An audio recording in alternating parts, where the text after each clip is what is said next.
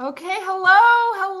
I am here. I am Liz Hansen, and I'm here with Tazima Parris. I'm sorry, Hey. we are a little bit late. We had some technical difficulties. If you are watching this and you can see us, let me know. Um, we had to switch platforms to make this work, and we're sorry, but we are here, and we're so excited to talk to you. If I have never met you before, my name is Liz, and I run the Chicago Boudoir Photography Studio, where I strive to empower every day, strive to empower women through beautiful portraits. And I am so excited to be here today with Tazima Parris, who is a coach, and she works with women to help them improve their sex lives, their intimacy lives, help them enjoy life more, have more pleasure in their lives. And you guys, who doesn't want this? We're so excited to have her here. Tazima, welcome and thank you for your time today. Why I'm don't so you excited with you. tell us a little bit about what you do and how you got into this field?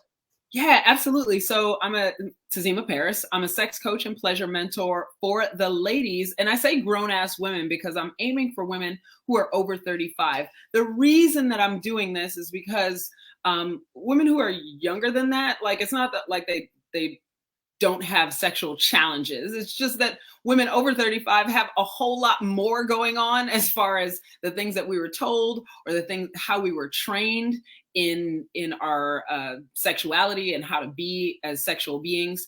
And yeah, there's a lot to work through. So mainly what I'm focused on is helping women to embrace their sexuality. And what I have found is actually that everything that women are looking for in women's empowerment is actually available through us embracing our sexuality. So that's a really fun secret tip, and the way that we can start accessing that sexuality and sensuality is actually through our pleasure. Pleasure is a lower stakes, and like sex is really high stakes. So when we practice on pleasure, then we can use those transferable skills for our sexual relationships.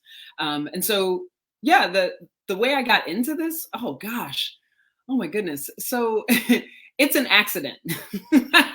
I was minding my business being a holistic health coach and focusing mostly on helping people to improve their health and fitness. I was also a yoga teacher at the time, and I started this coaching business, and people kept asking me. It didn't matter kind of what I was teaching about or what the subject matter was. They kept asking me about sex, and it happened that I had some answers, and some of the suggestions that I gave worked for people. And it just became more and more evident as the years went by that I should really talk about sex, because it's something that it's easy for me to talk about. I make it really approachable for people, not intimidating. We're already intimidated just by everything that we have going on.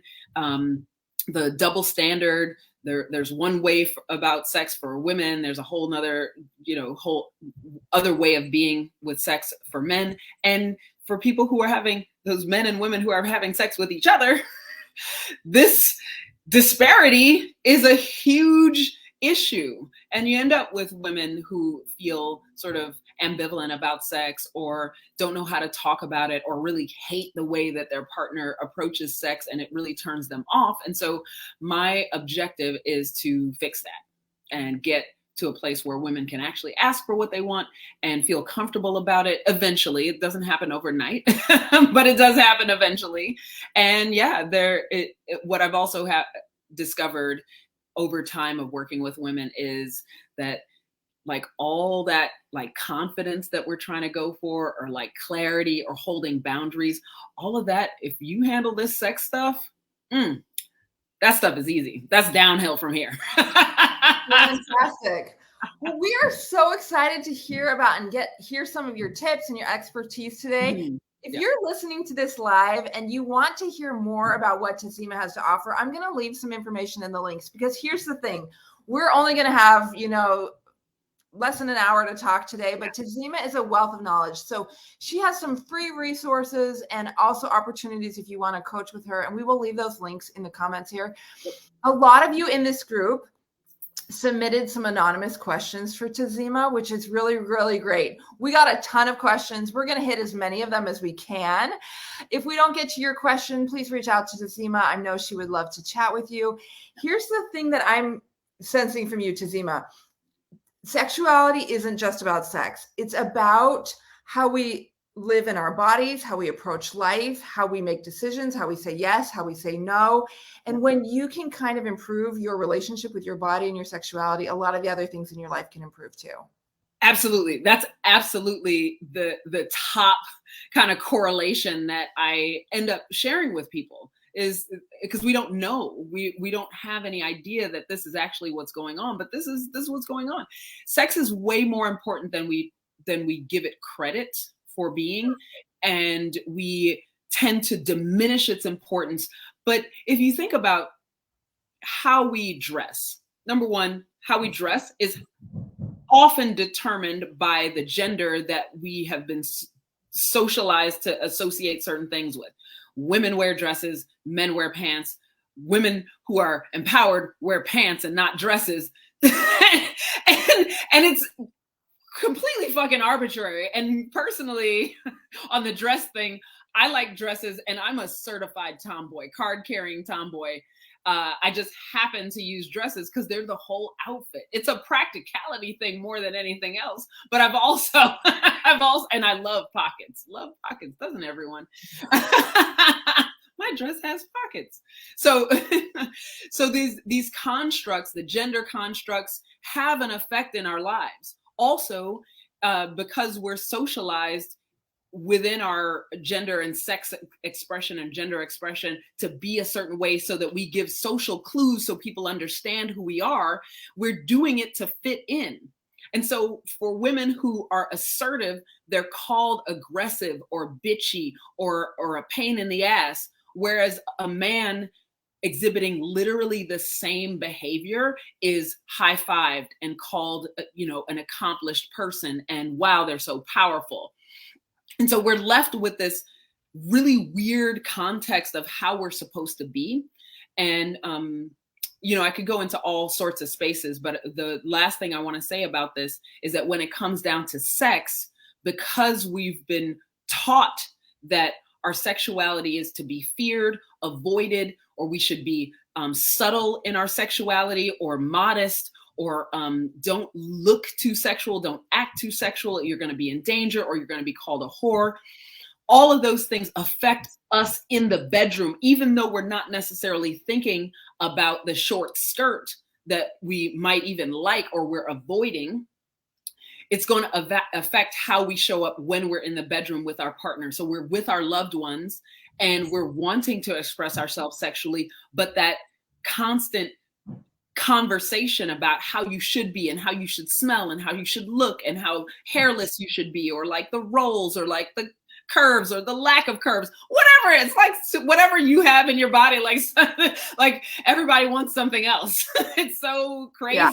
So we're thinking about that thing instead of thinking about being with someone we love, or being with this person that we're really interested in being sexual with, or that we're concerned about being sexual with because of something else that has nothing to do with this moment. So we're out of the moment. We're not enjoying ourselves, and that's a real crime. And so that's really the basis of like why I'm even doing this, why I even have these conversations, why I'm really excited to be here talking about this stuff. So, and I see, by the way, that we have a comment that people can see us.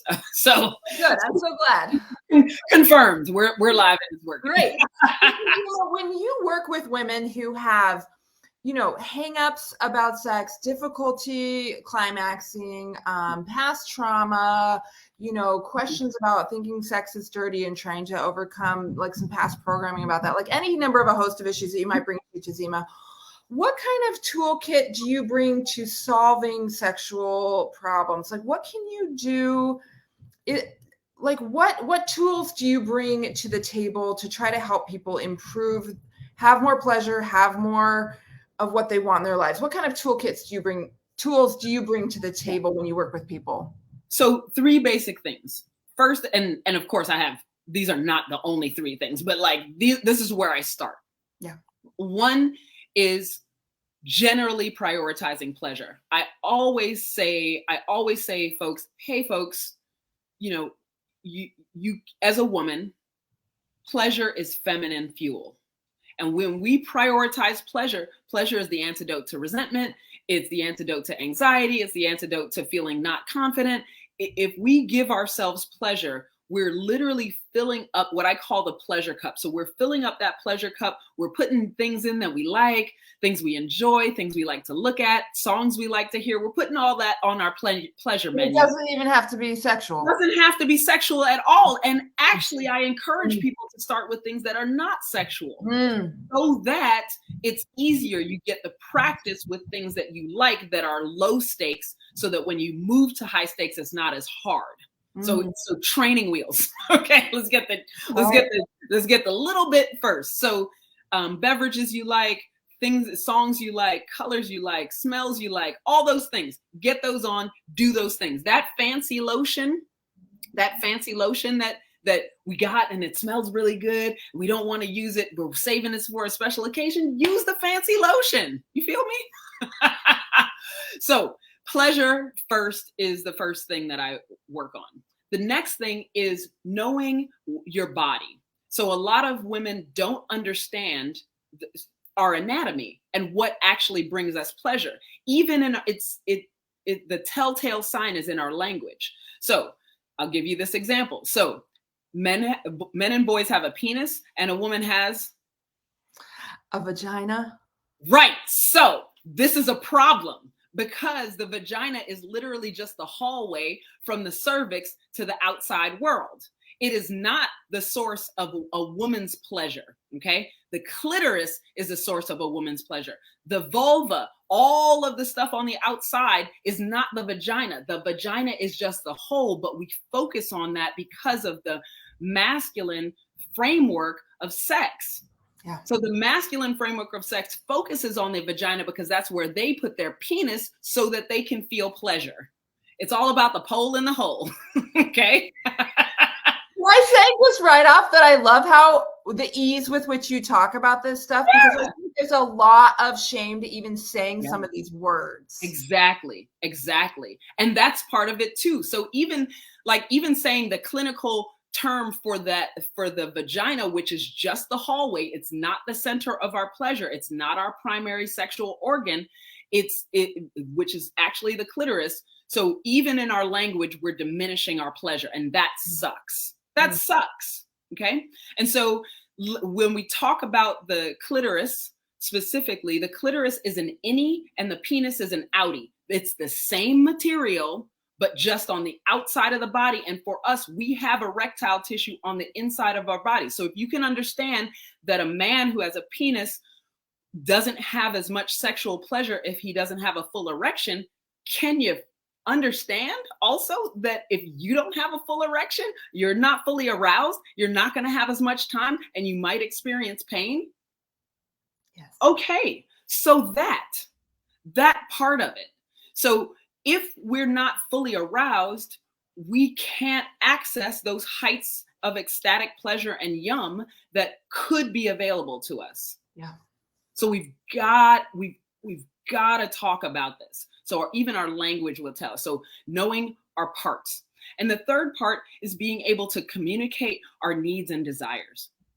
Now, even though that's one small sentence, there's a whole host of things that go into being able to communicate our needs and desires. And it starts with prioritizing pleasure so we can diminish that resentment, so that our requests don't come out sideways like a complaint.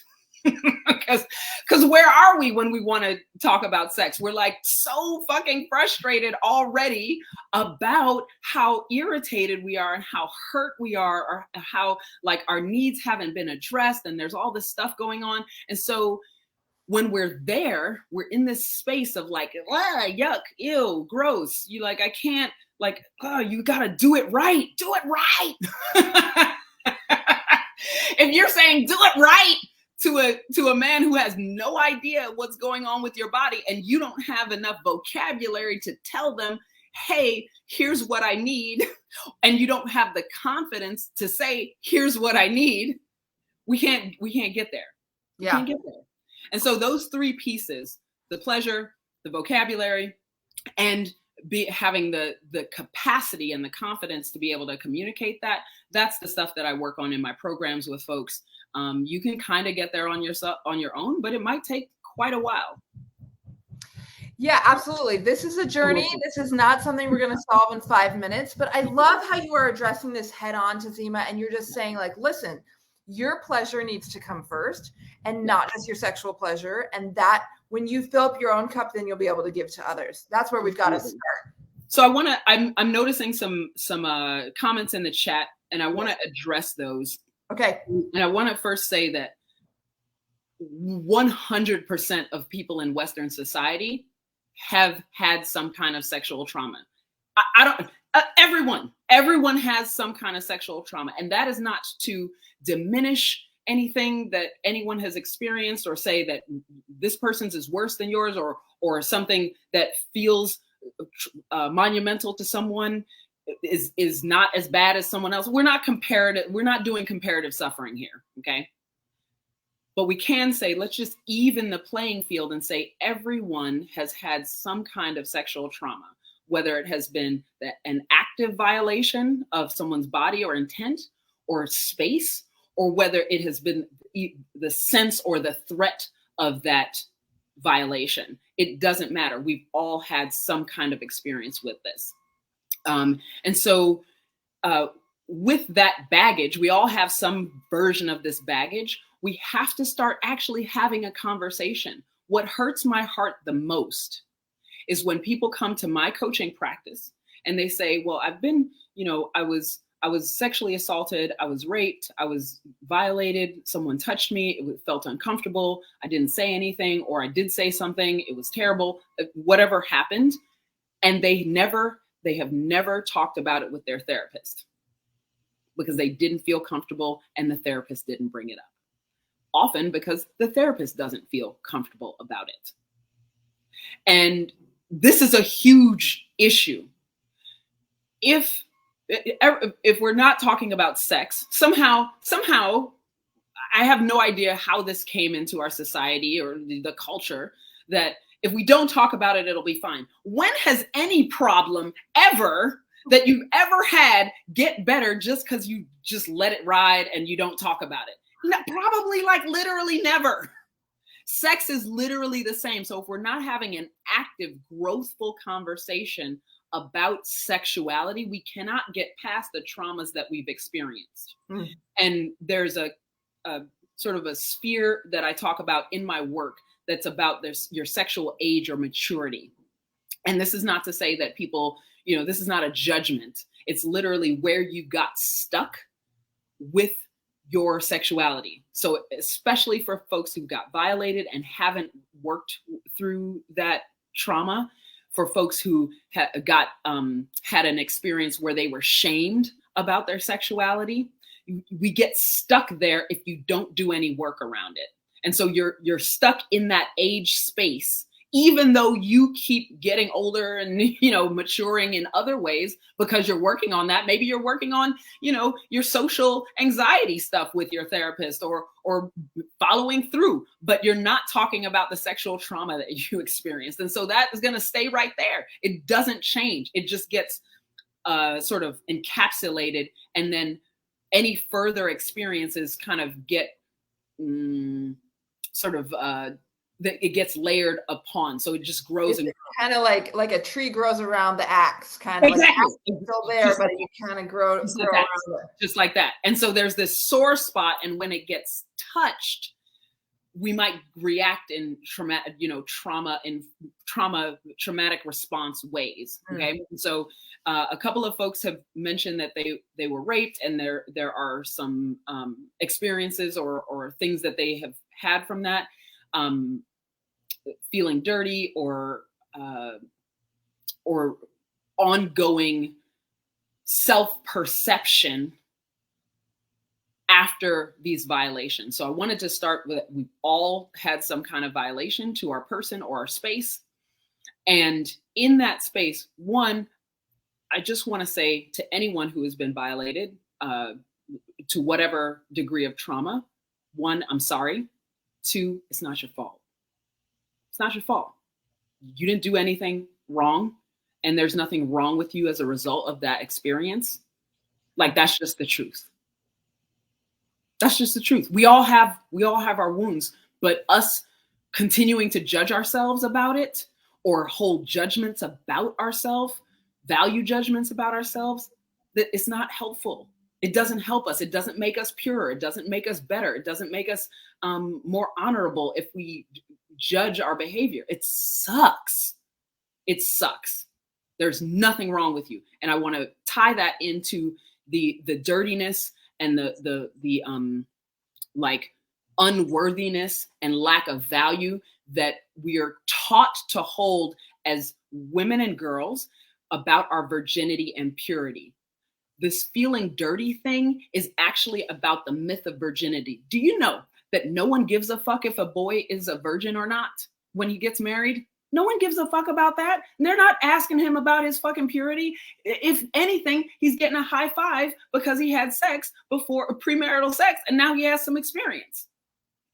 We don't know what experience he has had, whether it's he got some skills as a result of it. We don't know. But the point is, no one cares. The only reason that people care about women's purity or whether they're a virgin or not, and by the way, virginity is before dick and after dick. It's so stupid. Before dick or after dick. What? It's so arbitrary. There's nothing that changes about your body before a dick and after a dick. It's nothing. Unless you get pregnant. Unless you get pregnant. But even still, like, who gives a shit? Like, that's not what it's about. So this purity idea is bullshit, and it's based on women literally being property. That's why it was important, not because it was better to be a virgin, but it was guaranteed that if the person was a virgin, that they wouldn't be siring or treating someone who is or caring for or passing their wealth on to someone who is not their seed. And it's all about the men. The virginity is not about us. It's misogynistic. It's a misogynistic framework that people made up. Yep. It's a construct. It's bullshit. It's a myth. Okay, so let's put that down. There's nothing dirty about sex. The only dirty sex is the sex that is shamed by human beings who don't understand the beauty of what it is. That's all. That's the only thing that's shameful about it, is the shaming and the person who is insisting on shaming people. That's what's dirty. Okay.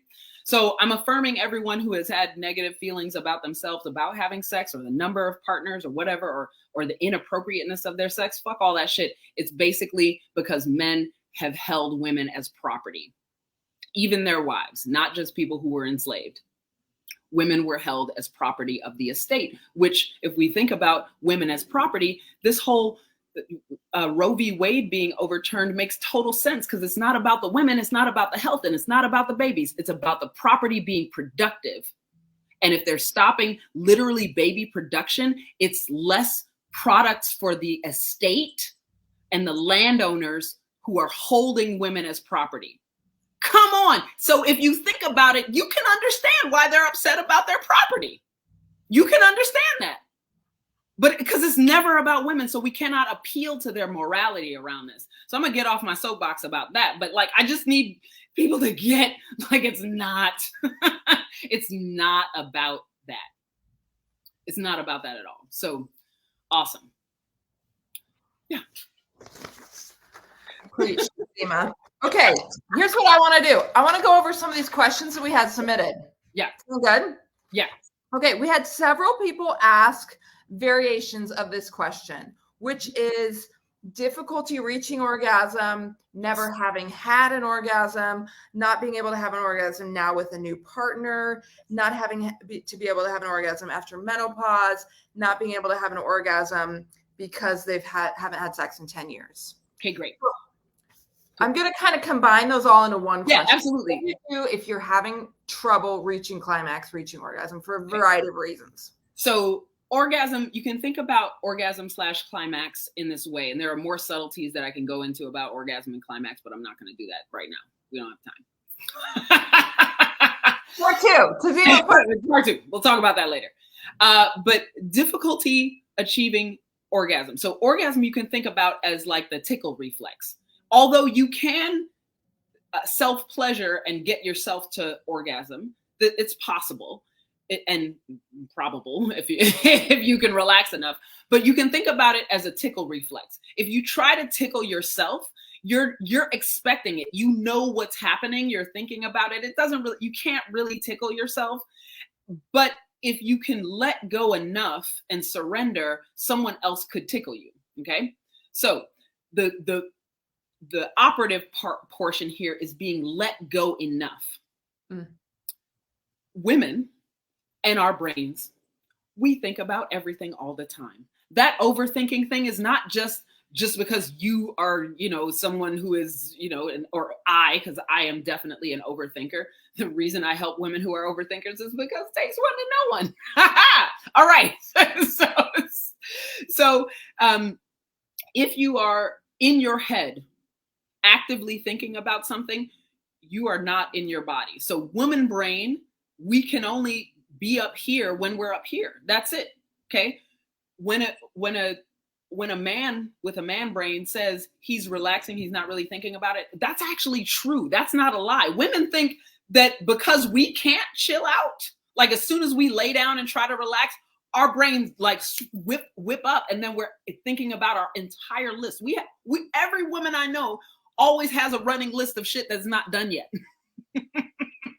And if anything is out of place, including the t-shirt that's on the floor, or like all of the things that need to get done, or the kitchen is a mess, or like I haven't shaved, or like whatever the thing is, we've got this running tally of shit that's not done. And so if that running tally is going, we can't access any kind of pleasure for ourselves. It's going to be really tricky to do so. And then you have high stakes sex, because you have the quality of the relationship is relying on you being able to have this sex. And then you're trying to perform the orgasm so that your partner will be satisfied and think they did a good job, and you're preserving the peace. Like, can you feel how yucky that is? Would you call that duty sex? Yeah, duty sex. Yeah, out of duty. It has nothing to do with what's actually happening in your body. So the best tool and tip I can give for this is, for all of these orgasm questions, is one, to get in touch with your senses. Get yourself in that space. I was on a date with my lover. We were going to have sex, and I was like, oh, I have to pee. But I peed, but also I took a little extra time to put my fancy lotion on the parts of my body that I figured might get touched. One, because I want to feel soft, and also because I know my lover was going to feel my body in those spaces. So I'm like putting on lotion in the bathroom before we're having sex, but I'm doing so not for his pleasure, but for mine. And so I'm taking care and setting myself up. Now, my lover is really great at like doing all the stuff that I like. And, because I've communicated it clearly. We've had conversations about it.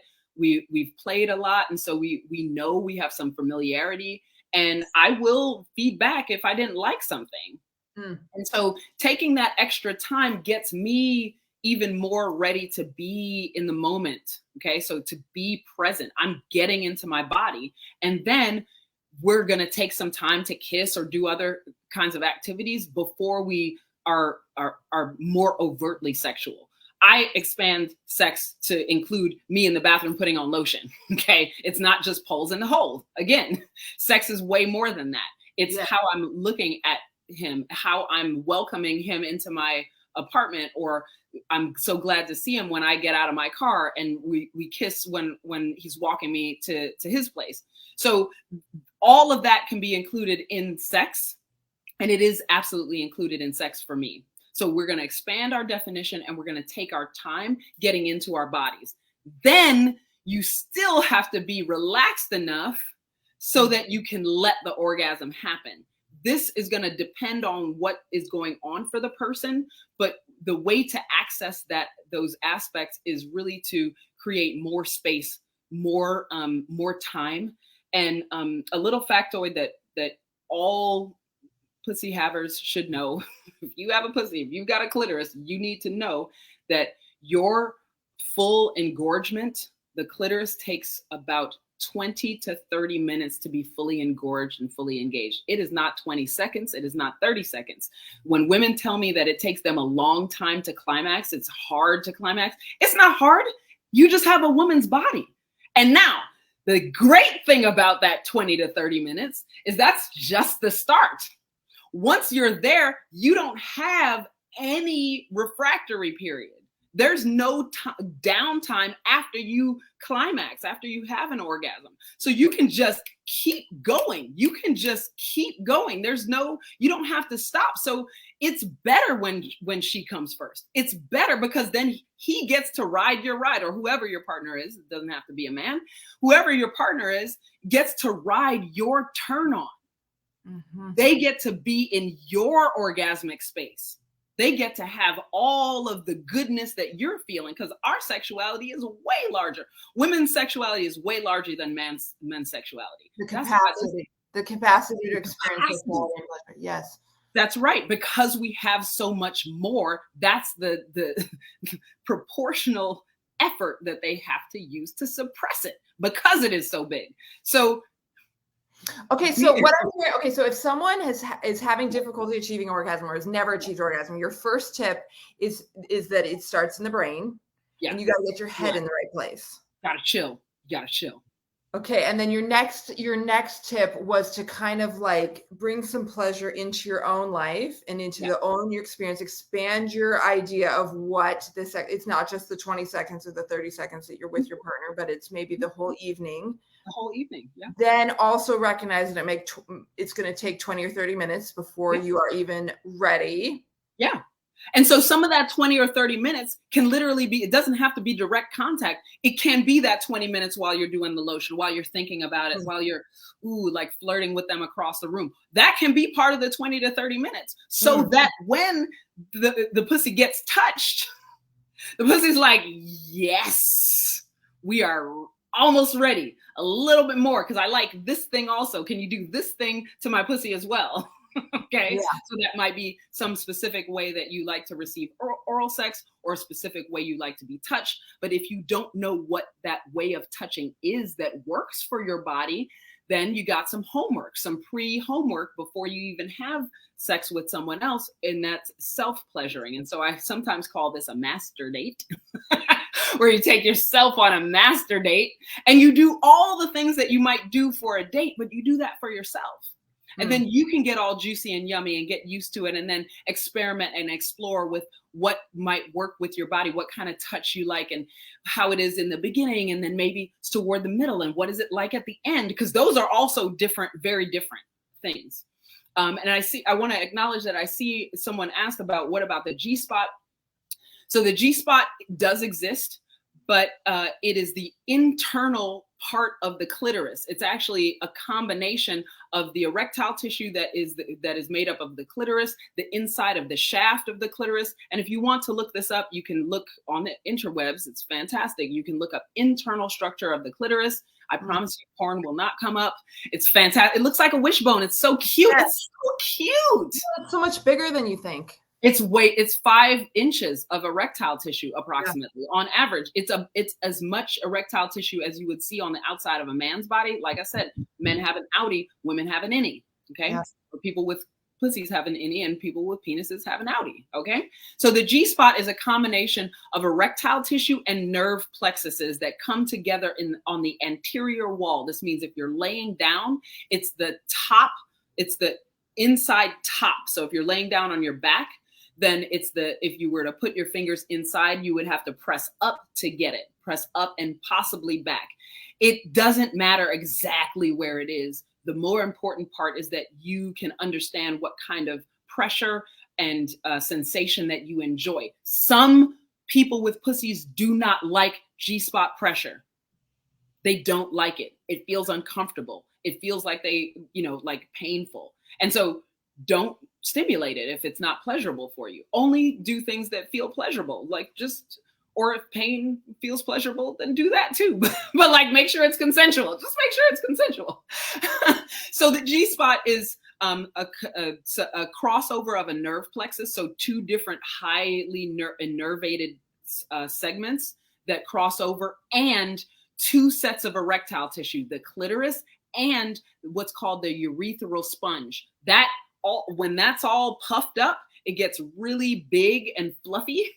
And there's also another set of erectile tissue called the perineal sponge. So that's down below. It's between the opening of the vagina and the anus. So that whole area also is erectile tissue. So what you end up getting when you're actually full aroused is this fluffy, yummy donut of sensation. And so that 20 to 30 minutes is really fantastic. And for the people with pussies who experience orgasm as a result of penetrative sex, that is actually a product of the clitoris being fully aroused. Okay. Let's go to a couple other questions. Okay. I can already tell we're going to run out of time. We are going to run out of time. Guys, if you're in this group and you're listening to this, Tazima is available and you can work with her and you can get your questions asked. So I'm going to leave some links how you can get in touch with her. But I wanted to get through a couple more of the things that people submitted. Okay. So, okay. How to create excitement when in your sexual relationship, when you're in a long-term relationship. Okay. So this person is asking the question, like, how can we keep things new and exciting, even though it's a long-term relationship? I have the feeling that I want something new and exciting, and it's tempting me to seek out a new partner, but I don't know if that's if I want to go outside the long-term relationship. How can I keep things new and interesting in a long marriage, relationship? Yeah. So, first, humans love novelty. All the humans love novelty. This is not unusual. And also, I want to say this in a really clear way.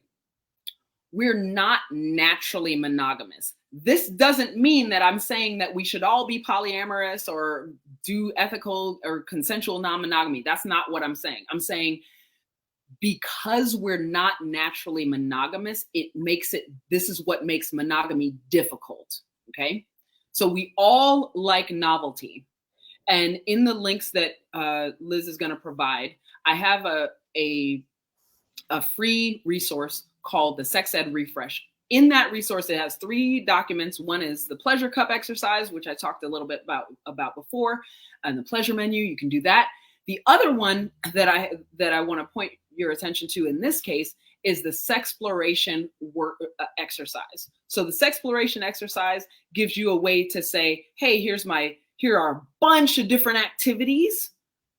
Maybe 1 or 2 of them you've done before, maybe, unless you've been pretty adventurous sexually. There are a bunch of things that you can choose from, and this is not by any means an extensive list or a comprehensive list. It's really just some of the things that are possible in sexual activity, but you can use that list as a jump off point to identify the things that are your yeses, your nos, and your maybes.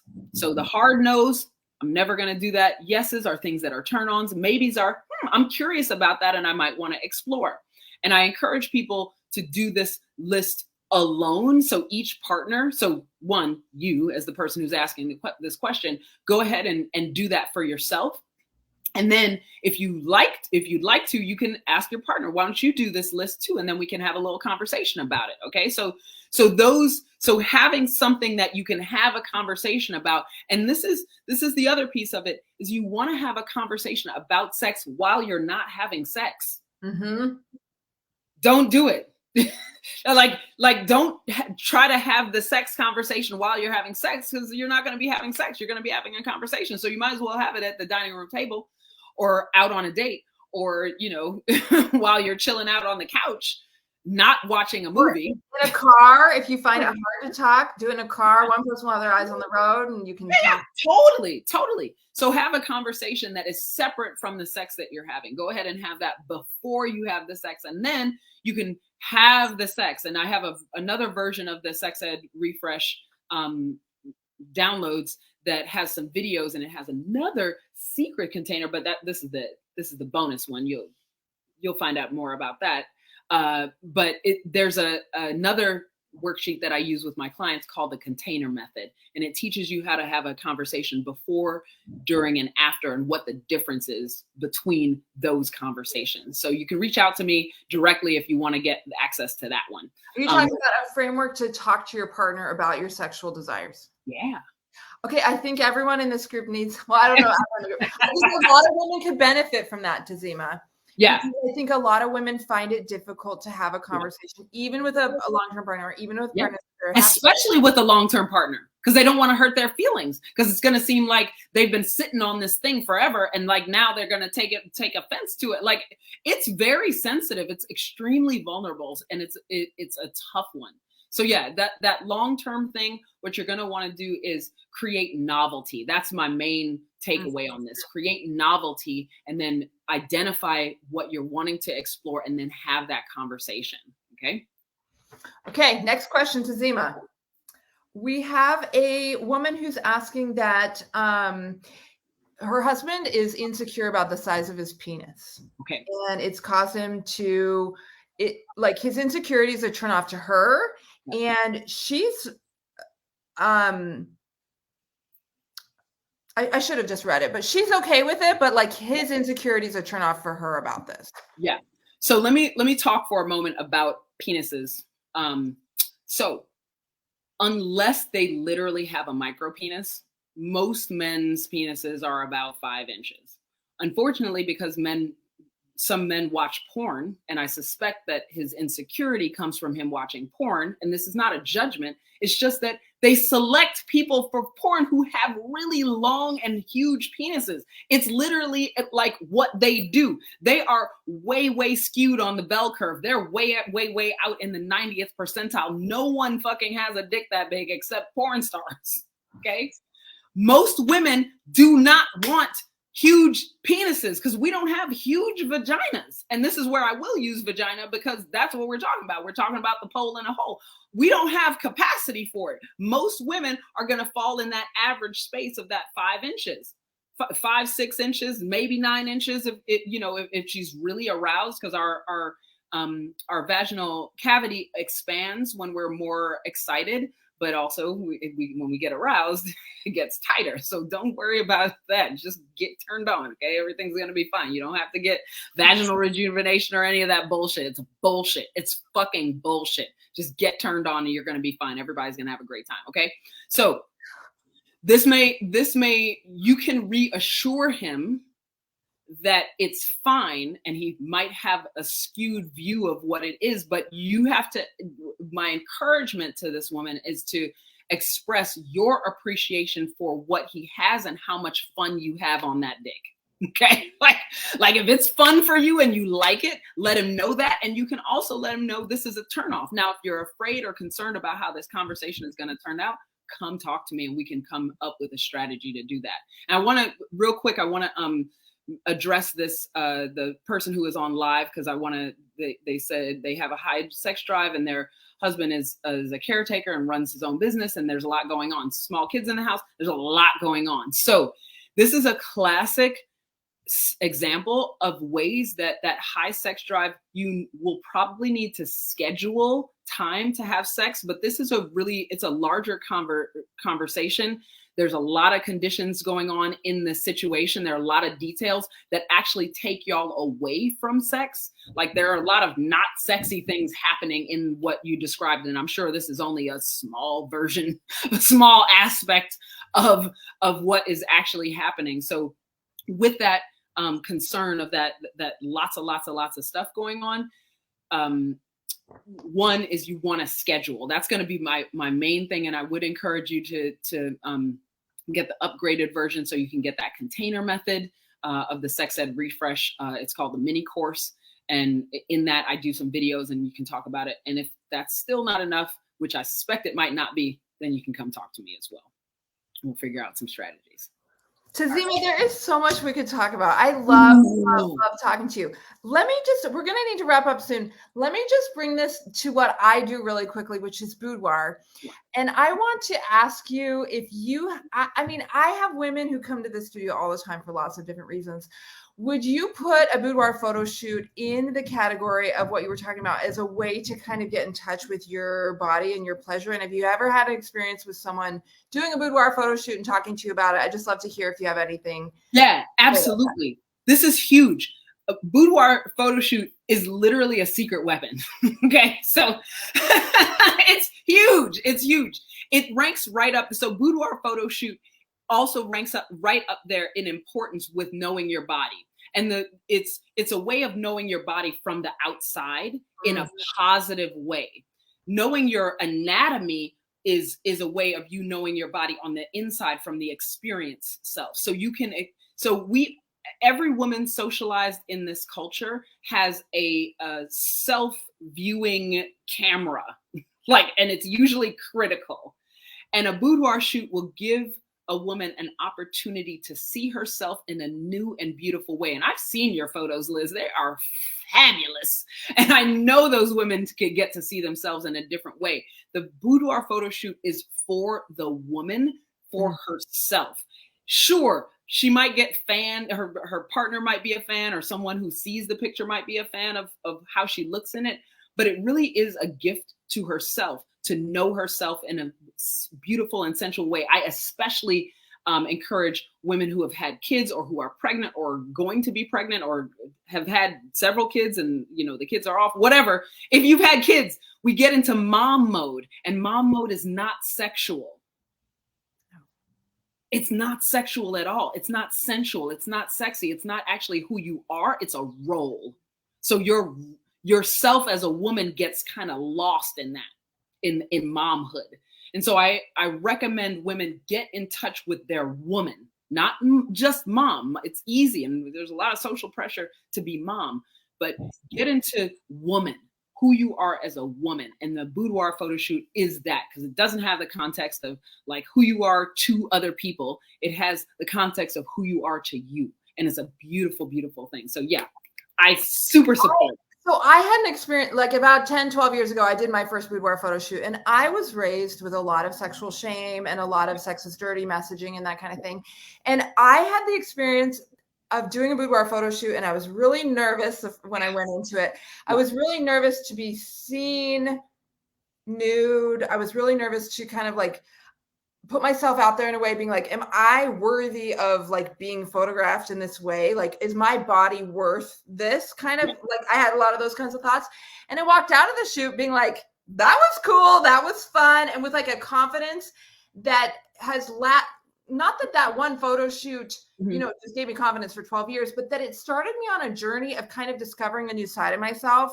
Yeah. Like you said, it started me on a journey of feeling more confident in my own body and recognizing that I am worthy of pleasure, of my own desires are important, that kind of thing. And so that's one of the things that got me into being a boudoir photographer, because I recognized the power of women owning their own bodies, their own confidence, their own sexuality.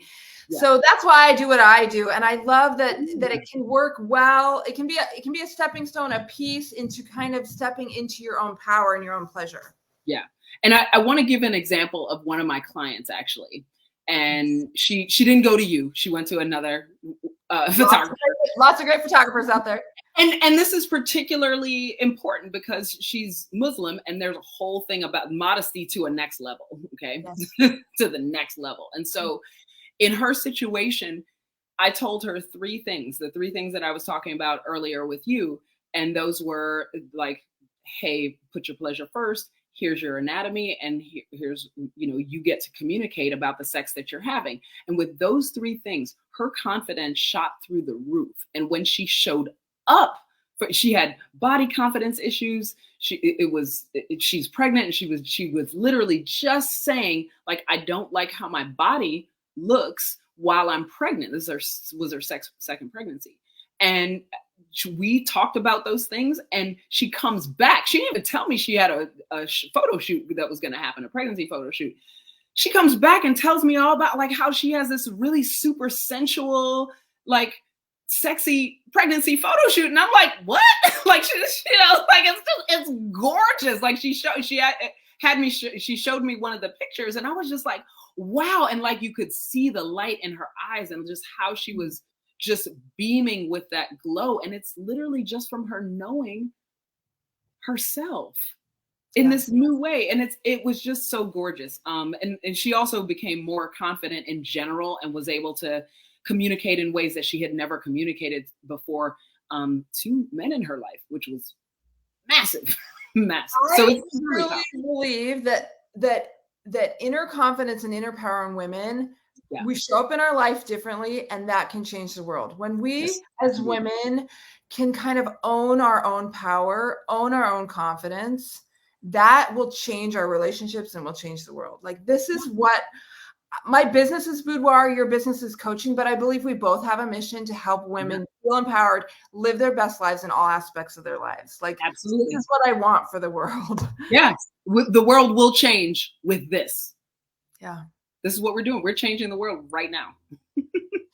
Well, Tazima, it is so good to talk to you. I know we had so many questions we didn't get to answer. If you submitted a question, or if you're watching this and you have other questions, I'm sorry we're out of time today.